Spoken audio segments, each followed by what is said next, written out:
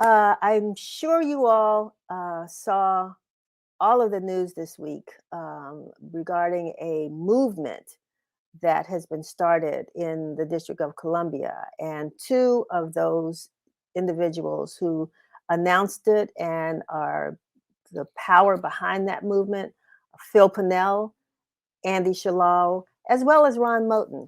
So I'd like to bring the three of you all onto the show, and let's have a conversation. Thank you very much for joining us. Thank you for having me. Yeah, yeah. Andy, I want to start with you, and just talk about. I mean, the War Day community was very, very happy to have you at Busboys and Poets here. And one of the concerns we always have all throughout the city is safety. Ron talks about it all the time, public safety. And so talk about, how this Thou Shalt Not Kill campaign was relaunched. And actually, it's you or anybody else that wants to talk about that. But I'll start with you, Andy. Um, sure. Thank you so much for having me, Denise. It's always a pleasure to be with you. But this is when we opened the Bus Boys and Poets in Anacostia, the whole idea was to create a community space where people come together and have a place to have a cup of coffee, meet a friend, or whatever they need to do. Because oftentimes, I remember for many years, people had to come across. Basically, Give me somebody.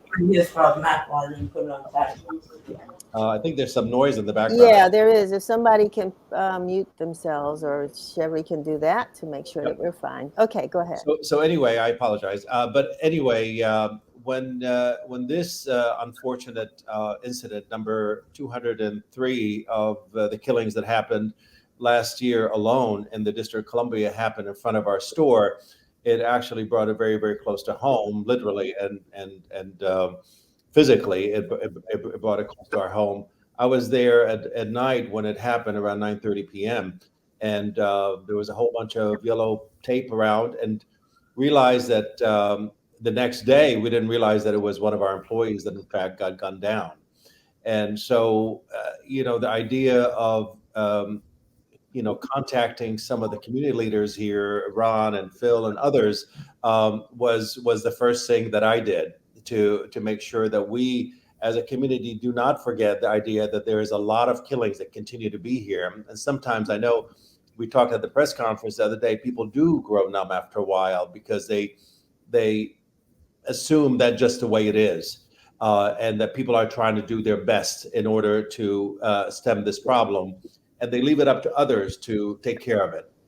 So we decided to sort of take it upon ourselves as a community to come together and say, listen, this is not business as usual. We have to stop everything in its tracks in order for us to be able to acknowledge there's a problem. In order for this to happen, we have to acknowledge there's a problem. That's the number one thing. And sometimes we talk about statistics, like things have improved. So the number of people killed from the year before till this year has dropped by 10%. Well, that's not acceptable.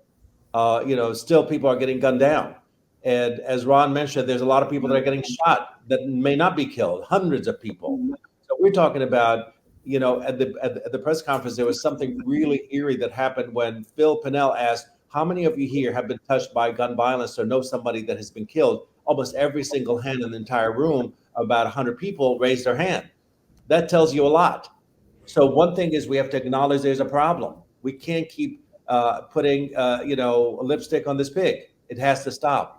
The next thing we have to do is be able to show up, because part of leadership is showing up. And then we have to make it a citywide problem. It's a citywide issue. It's not just a Ward 8 issue. It's not just an Anacostia issue. It's not an East of the River issue. It's a citywide problem. And then we need to reach the young people. We need to be able to reach them. We need to make sure that we are in touch with the people that have been disenfranchised, that are disconnected. And then, as many people said, there's so many resources that we have in the city. It's a matter of allocation. It's a matter of will. It's a matter of political will to say, we're going to not just nickel and dime and basically pay hush money to a lot of organizations, but really put money where it belongs, in the services that these people need. We know what the issues are. We know how to fix them. we know that it requires a lot of resources, not just nickels and dimes. And we Right. have the resources, and this is the time to do it. Thank you. And I think all of that came across really clearly on the day of the press conference. Phil, you want to jump in because I always say, you have people who spend their lives doing other things, but this whole violence piece has pulled a lot of people together who feel as though there's something more they need to do. Phil, can you jump in and talk about how ACC has been a part of this movement? Oh, absolutely, Denise. And I want to thank you for making this Friday the 13th a very lucky day by being with you and your guest. I have been very heartened by the by people who've been calling and texting and emailing me since we launched the movement earlier this week. And the folks have said they are not going to attend any meetings. They're not members of organizations. They have no money to give. They're not going on any marches, but please bring them a sign so they can put in their window or in their yard. And this movement, like at a very basic and a very simplistic level, gives people throughout the city the opportunity to weigh in visually in terms of expressing not only just their concern, but like their outrage, about what's going on. So it's so good to see this movement just organically just come together like this, and with so many organizations that want to be on board, and and it is a blessing, Denise, that that the MLK holiday parade is upon us, and Dr. King was a victim of gun violence. And by the way, he was assassinated on April the 4th, 1968. I was a senior in high school, and the signs will be all through the parade. And by the way, if people want to pick up the posters, they can pick them up at any busboys and poet location. And hopefully, as the weeks go on, we will have lawn signs so that people can display them in front of their homes.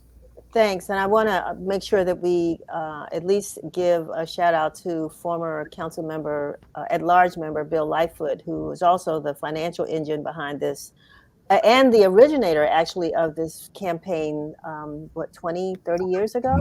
So wanted to mention that. Ron, you've been out here, like Andy said, the issues, you've provided programs, you stood in the middle of gangs who were fighting with each other, you turned lives around. And you were a part of this as well. So tell us how you think the impact of this movement will have. I mean, of course, we know it won't make a difference by itself, but we don't know. What do you think? I think everything needs a spark. I remember when Anthony Williams was the mayor, and I think one month we had 13 children shot and killed, and the community came together and said that this is it. There was a commitment put together by the city, and everybody rolled their sleeves up and came together and addressed the issue. And you saw that tide reverse, and things were put in place. And then somewhere down the line, more initiatives and more resources were put together in a strategic manner, where we had 4 straight years from 2008 to 2012 of the murder rate and violence down drastically in Washington, D.C. And that meant everybody working together, everybody holding each other accountable. And if we're not holding each other accountable and not working together, we can't expect people in the community to follow what we're doing or what we want to see. Exactly. And we're having some technical problems here. We can hear voices, but the video seems to be sticking. But we're going to continue on because I think that yesterday, I'm going to bring this up. Right in front of my office, you all know where we are on Martin Luther King Avenue. I can say from September or August when the school year starts to June when the school year ends, I can anticipate at least on a monthly basis, maybe at least 5 or 6 fights through the month. And lately they've been girls, right? And so, how are we getting these messages to the young people? How are we helping them to change their behavior, to understand that violence, even though it's fistfights, that they actually perform for in front of audiences. That's kind of how I look at it. But Yeah. how do we get the message to them to understand? And is this sign, this poster campaign a way of doing that? Has anybody had a chance to really talk to any young folks to see what their feelings are about, the message? Don't I all speak think at once. I think that we have to reach the young people where they're at. Yeah. A lot of things, like you just said, what we see young people do, they do it for attention. Hmm. What we have to think about is if we go back to the day when we had no pretty schools, no pretty libraries, no pretty recreation centers. One thing that was happening was those buildings were still being utilized as platforms for our children to get positive attention. Right now, our young people have a way of getting attention that is not good. And we have to just think about it. I remember when we had go-go's and teen shows for children. There's nowhere in the DMV where young people can go and live like we live. So what they do is they create their own form of entertainment, right? And it's to get likes on social media. And sometimes that's fighting. They get a lot of attention, they get a lot of likes, right? And they consider that love, right? So likes become love instead of the love that we should give them in the community. Also, Mm. there has to be accountability, right?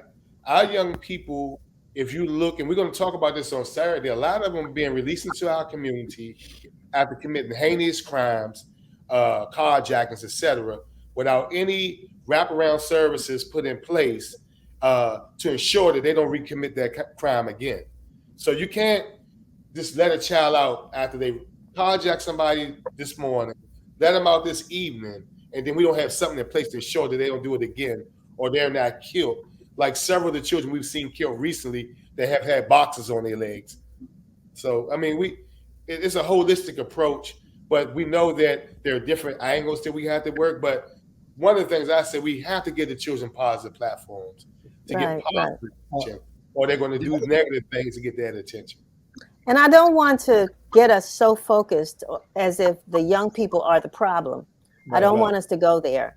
But I know that we care about them most because they are our future, as we say. But, when we think about the shooting of the children on a bus, those were adults, it appears, who were involved in that gun violence where children were hit by bullets. So, Andy, yeah, go ahead. The other thing I think I wanted to add to what Ron was saying is that you have to start really early.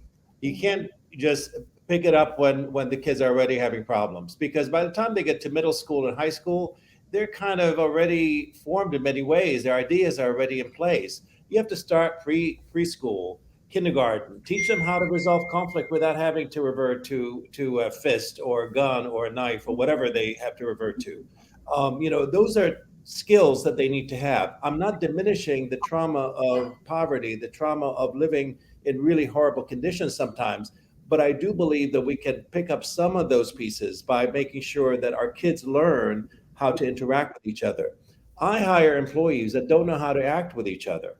That end up. We had a bartender one time jump over the bar to beat up somebody. A bartender that is at work because her boyfriend came with another girl and she was getting mad at her. Like it blows my mind, to see stuff like that. But it happens and it's Mm, real. yeah.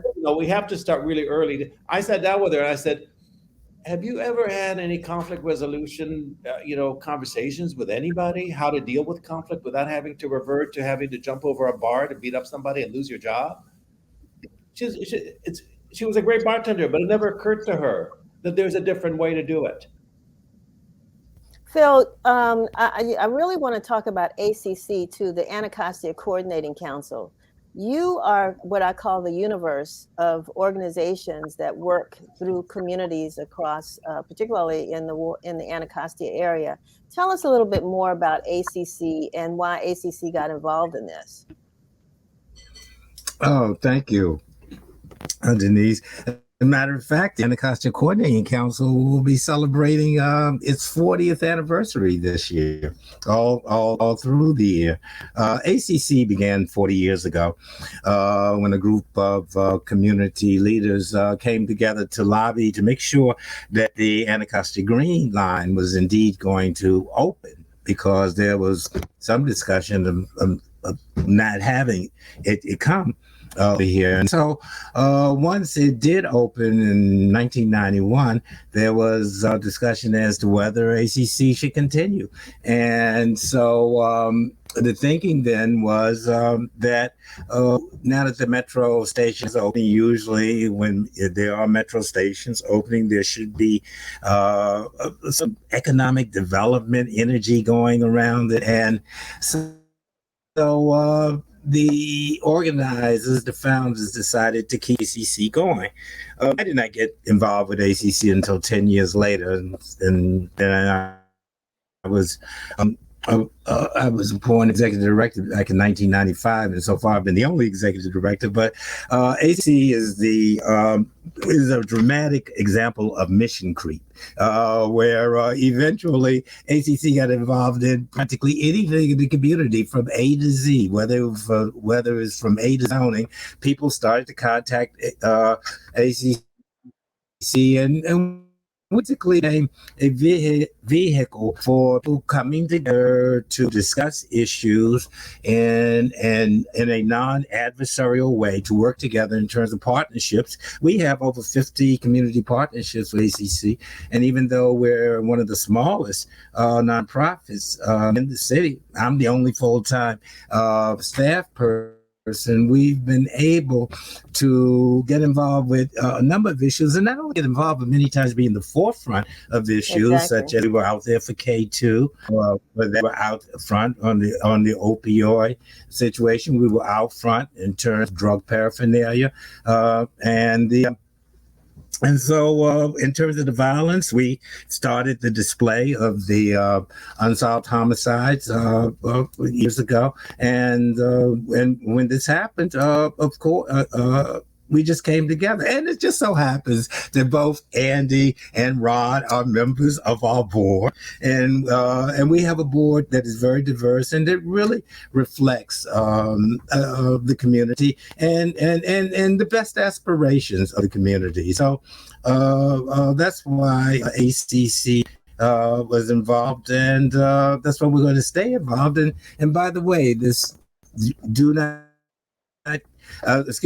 thou shall not kill movement, there's no expiration date on our movement. So we will be doing many things. And Andy chairs weekly meetings, I believe, at the Anacostia Bus Boys and Poets. So I will just say that this, as Ron said, every movement needs some type of spark. So our spark is the visual posts, but watch out for us. There's going to be more coming. So news at 11.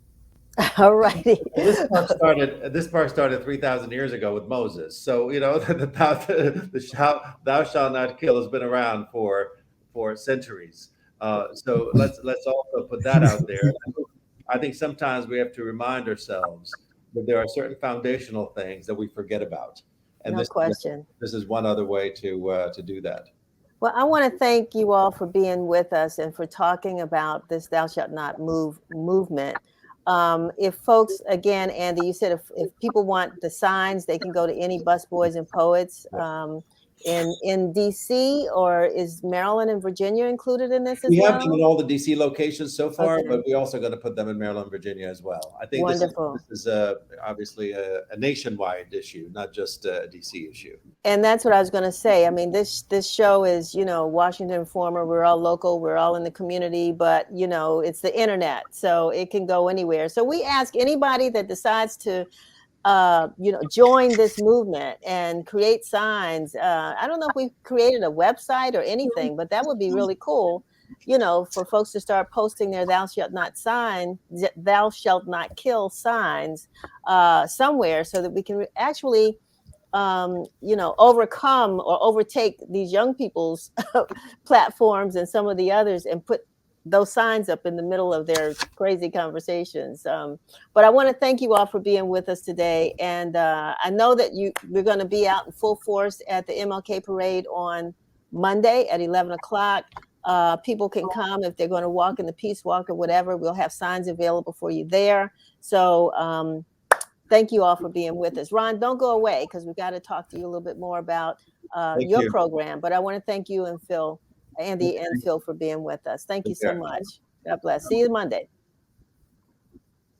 Okay. All righty. So we are going to keep you here, Ron, because I want to talk about the conference that you're doing on Saturday.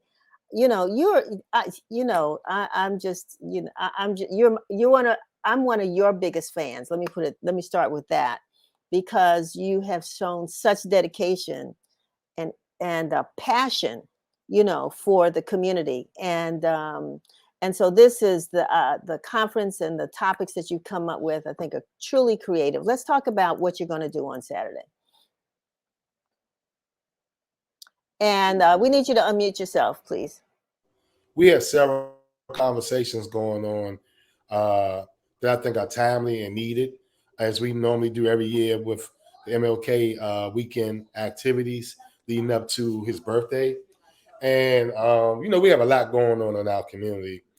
I call it spiritual warfare, what we're dealing with. And one of the conversations is called love and order. Can they coexist?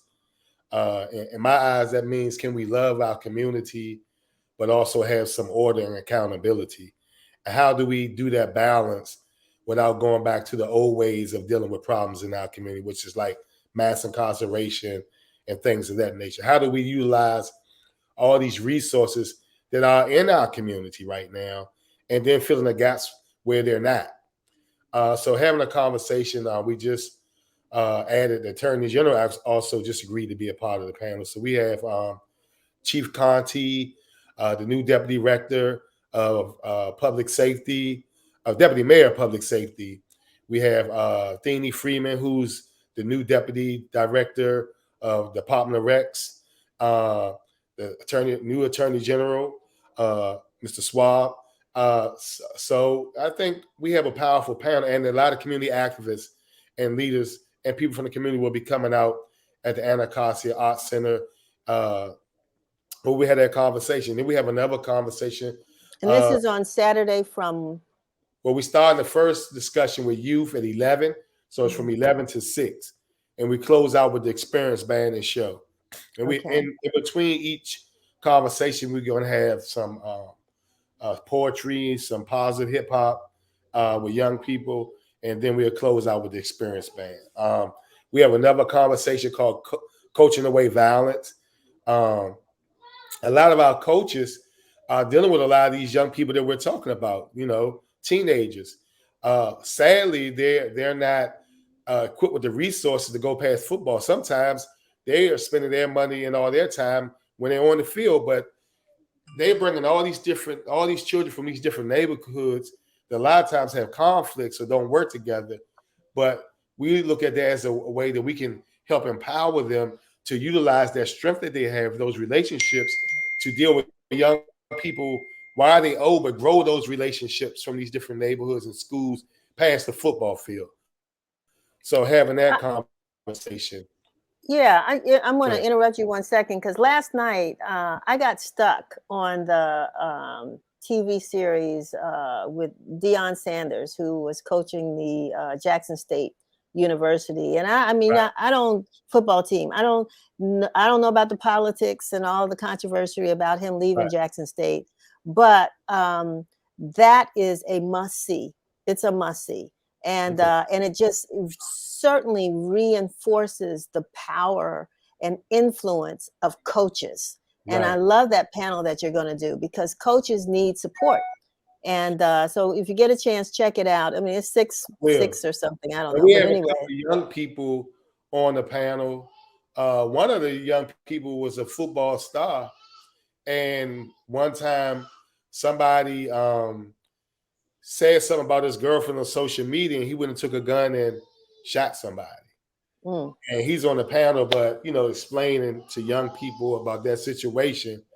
Then we have, like I say, different coaches who work with young people from Little League all the way up to Dunbar High School. Nice. And they want to share their experiences, why this is so important. And I'm going to also I'm sorry, interrupt you, because I grew up in recreation centers. I played what they used to call powder puff football, which was flag football, quarterback, believe it or not, and softball and something else. But I needed that. And those coaches, I understood how much they really appreciated who we were as young people. And these were girls. That's the point I'm trying to make. We were all girls. Right. So, it works both ways. A second force outside of the household. That's exactly. positive. Exactly. Positive. Yeah. So we're going to have that conversation. Then we have a conversation around music, because we know the influence that music has on our young people. And we've been working on that for the last year. And we try to really elevate that whole movement, because we have to give young people platforms to create positive music, positive content, and get attention for it. And we have to also incentivize it, because young people are getting incentivized to do crazy things. And if we don't change that, then our young people will continuously be influenced, and not necessarily just children who come from impoverished communities. These are children all over our city, all over the world, who are reenacting what they see on social media, in songs, in video games, etc. So we're dealing with that. And then I just think that it's important to listen to our young people. So any young people who can come at 11 o'clock to be a part of the round table, that's going to be facilitated by Jamal Holtz, another young guy who does a lot of things in the community. I think it's important to hear from them, because they know things that we don't know. They feel things that we don't feel, and we need to hear their voices. Wonderful. I am, just glad that you were able to take a little time out to talk about that. Again, it's on Saturday. Give us the details again. 11 a.m., the Anacostia Arts Center, right on Good Hope Road. And we'll be going to 6:40. We'll close out with the band at 6 o'clock. So we'll be there. Come whenever you can. You can go to my Instagram page, Ronald Moulton, to see all the flyers. You go to Washington Formal website, holiday page, and see all the information. But tell a friend. We gotta roll our sleeves up and get involved. We can't just wait until we see a young child shot to be outraged. Let's prevent it from happening. Yes. And we can't just look at one side of the coin. We got to look at the whole aspect of things. How do these things happen? Ron Moulton, thank you so very much for being with us. And we'll see you on Saturday. Yes, thank you. All right. Okie doke. Bye-bye.